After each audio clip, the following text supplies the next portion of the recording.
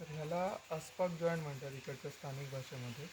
आता हा जो जॉईंट आहे हा जॉईंट ह्याच्यावरती पाशीड असतं आणि हा पोस्ट आहे, त्याला मोराळा पण आपण म्हणतो.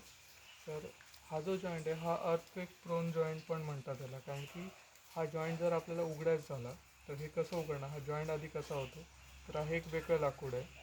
त्याच्यामध्ये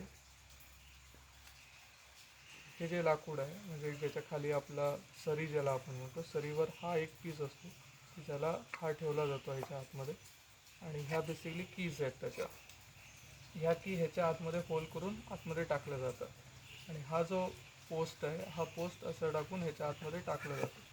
तर हा टाकल्यानंतर ह्या कीज, आता हा फिक्स झाला, ह्याला जर मला उचलायचं असेल तर मला ऑपोजिट ग्रॅव्हिटी उचलावं लागेल. लोड हा वरनं आहे, तर काही झालं तरी उचलताना मला इकडनं उचलायचं आहे.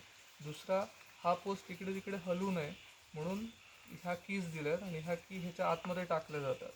तर त्याच्यामुळे ते कुठल्याही साईडने असं हलणार नाही. आणि त्याच्यासाठी हे आपण इथे बघू शकतो अशा पद्धतीचे लॉक होतं.